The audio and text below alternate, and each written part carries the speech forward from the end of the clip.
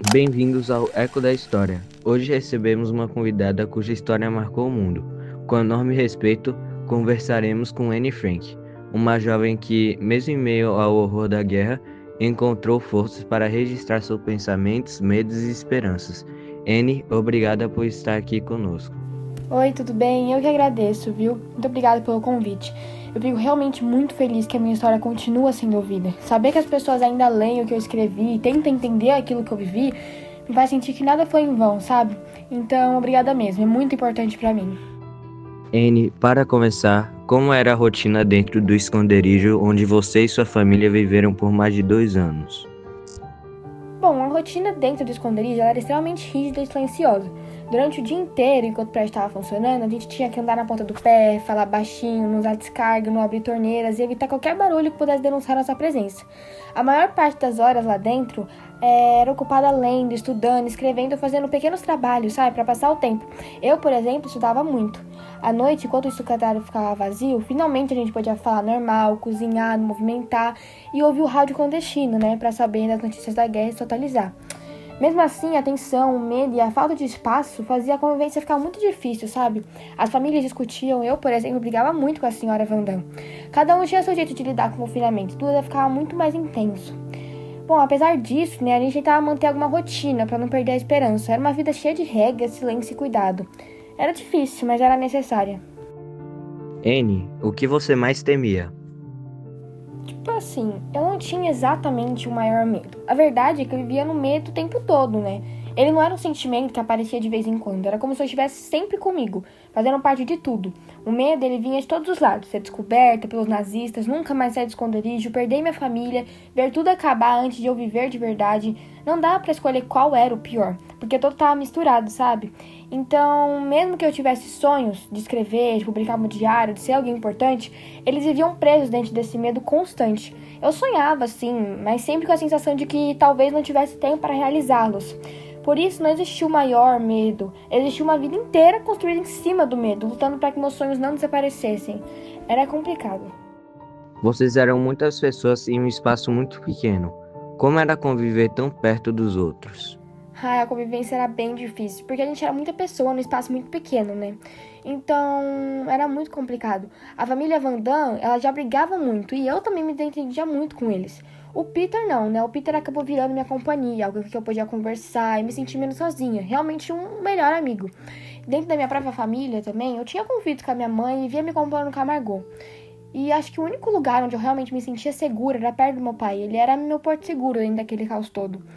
Viver tão perto um dos outros nos obrigava a aprender a esperar, a engolir palavras, a pedir desculpas, que era muito difícil, a negociar e muitas vezes simplesmente ficar em silêncio. A falta de espaço físico também criava uma falta de espaço emocional, sabe? E cada um de nós tentava lidar com isso do jeito que conseguia. Era muito difícil, mas era a única forma de a gente continuar vivo. Bom, mas independente de todas essas brigas e dificuldades, eu ainda assim fico muito feliz por ter passado esse momento de todo esse caos e dificuldade com a minha família e por ter tido o Peter ao meu lado. No meio de tanto medo, eles foram o que me restou. E estar com eles fez tudo parecer um pouco menos solitário. O que você mais sentia falta da sua vida do lado de fora? Ai, eu sentia falta de tudo. Até de ir pra escola cedo, com sono, algo que eu sempre reclamei. Mas dentro do anexo, até aquilo parecia tipo um tesouro, sabe? Um tesouro perdido. Tinha coisas muito específicas que doíam de verdade. Eu sentia a falta de andar de bicicleta pelas ruas de Amsterdã, sentia o rosto no vento e ver aquelas pessoas passando, vivendo normalmente. Sentia a falta de ficar ao ar livre, respirar fundo, sem medo, sabe? Ouvir barulho de gente, criança correndo, carros passando. Coisas simples faziam toda a diferença naquele momento. Também morria de saudade de ir pra escola, de estudar com uma garota normal e principalmente de conversar com a minha amiga Jope. Rir com ela, falar besteira, contar segredos. Sentia a falta de tomar banho com calma, sem contar o tempo, sem medo de fazer barulho demais, porque a água era muito regulada pra gente naquele espaço, né? Sentia a falta de ter privacidade, de fechar a porta do meu quarto, ficar sozinha com meus pensamentos. E até das coisas mais simples, como, tipo, comprar doces, olhar vitrines, caminhar sem pressa, ouvir o mundo lá fora existindo. Lá dentro, tá até coisinha do lado de fora, virava uma saudade enorme.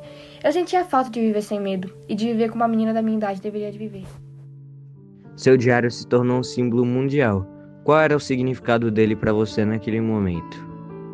Eu acho que meu diário significava tudo pra mim.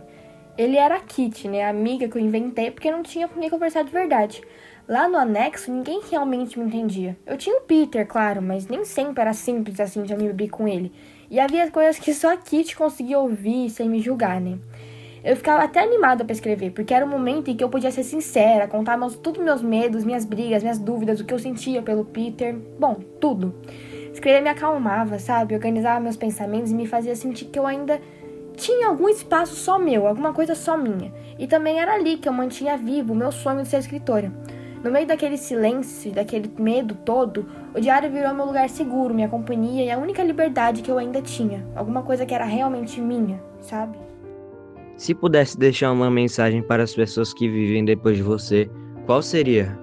Se eu pudesse deixar uma mensagem para as pessoas de hoje, eu acho que eu diria para vocês não esperarem perder a liberdade para perceber o quanto ela vale. Aproveite o mundo aberto que vocês têm. As ruas, os amigos, a escola, o sol. Todas essas coisas que parecem muito comuns fazem muita falta quando são tiradas de nós.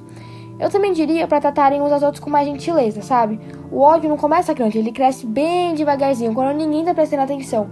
E ele foi o maior motivo e causa de tudo isso que aconteceu comigo. Mas mesmo vivendo escondido e com tanto medo, eu também acreditava que as pessoas eram boas no fundo. Então não deixem essa bondade morrer, porque senão meu diário não terá servido pra nada. Mas se vocês cuidarem dela, talvez o mundo nunca mais precise de um anexo secreto.